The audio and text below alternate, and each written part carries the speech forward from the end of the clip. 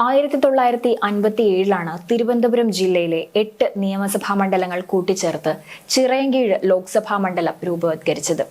വർക്കല, ആറ്റിങ്ങൽ, ചിറയൻകീഴ്, കിളിമാനൂർ, വാമനപുരം, ആര്യനാട്, നെടുമങ്ങാട്, കഴക്കൂട്ടം നിയമസഭാ മണ്ഡലങ്ങൾ ചേരുന്നതായിരുന്നു ചിറയൻകീഴ് ലോക്സഭാ മണ്ഡലം. 2008 നടന്ന മണ്ഡല പുനർനിർണയത്തിൽ ചിറയൻകീഴ് ഇല്ലാതായി ആറ്റിങ്ങൽ രൂപം കൊണ്ടു. ചിറയൻകീഴിന്റെ ഭാഗമായിരുന്ന കഴക്കൂട്ടം തിരുവനന്തപുരത്തിനൊപ്പം ചേർന്നപ്പോൾ കിളിമാനൂർ, ആര്യനാട് എന്നീ നിയമസഭാ മണ്ഡലങ്ങൾ ആറ്റിങ്ങലിന്റെ ഭാഗമായി. ഒപ്പം പുതിയതായി രൂപം കൊണ്ട അരുവിക്കര, കാട്ടാക്കട എന്നിവയും ആറ്റിങ്ങലിനോടൊപ്പം ചേർന്നു. 2019 തിരഞ്ഞെടുപ്പ് കമ്മീഷന്റെ കണക്കുപ്രകാരം 13,39,985 വോട്ടർമാരാണ് മണ്ഡലത്തിലുള്ളത്. ഇതിൽ 8,85,730 ഗ്രാമീണ വോട്ടർമാരാണ് മണ്ഡലത്തിലുള്ളത്. 2011 സെൻസസ് പ്രകാരം 66.1%. 1957 ആദ്യ ലോക്സഭാ തിരഞ്ഞെടുപ്പ് മുതൽ തന്നെ കമ്മ്യൂണിസ്റ്റ് പാർട്ടികൾക്ക് വ്യക്തമായ സ്വാധീനമുണ്ടായിരുന്ന മണ്ഡലമായിരുന്നു ചിറയൻകീഴ്.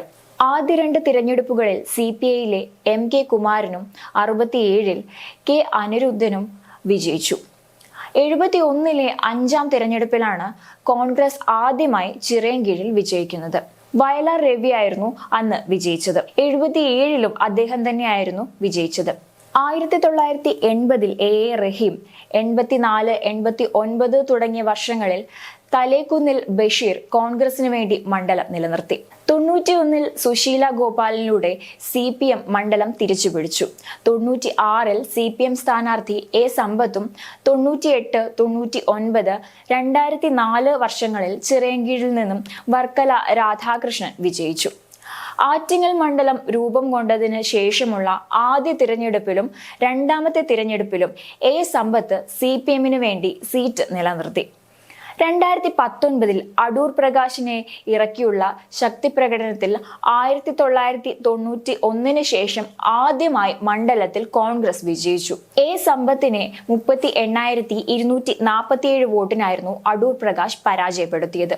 UDFന് 3,80,995 വോട്ട് കിട്ടിയപ്പോൾ സമ്പത്തിന് 3,42,748 വോട്ടും ലഭിച്ചു.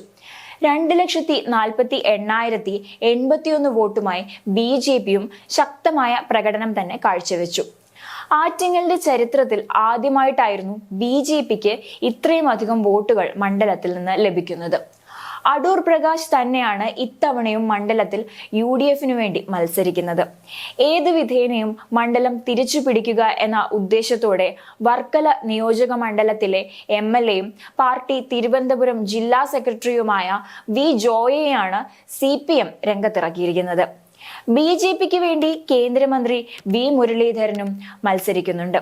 കഴിഞ്ഞ തവണത്തെ 2.5 ലക്ഷത്തിന് അടുത്ത് വോട്ട് വിഹിതം ഉയർത്തി വിജയിക്കുക എന്ന ലക്ഷ്യത്തോടെയാണ് BJP കേന്ദ്രമന്ത്രിയെ തന്നെ മത്സരിപ്പിക്കുന്നത്. അതേസമയം വർക്കല, ആറ്റിങ്ങൽ, ചിറയൻകീഴ്, നെടുമങ്ങാട്, വാമനപുരം, അരുവിക്കര, കാട്ടാക്കട എന്നിവയാണ് ആറ്റിങ്ങൽ ലോക്സഭാ മണ്ഡലത്തിന് കീഴിൽ വരുന്ന നിയമസഭാ മണ്ഡലങ്ങൾ. ഇതിൽ എല്ലാ മണ്ഡലത്തിലും 2021 നിയമസഭാ തിരഞ്ഞെടുപ്പിൽ LDF ആണ് വിജയിച്ചത്.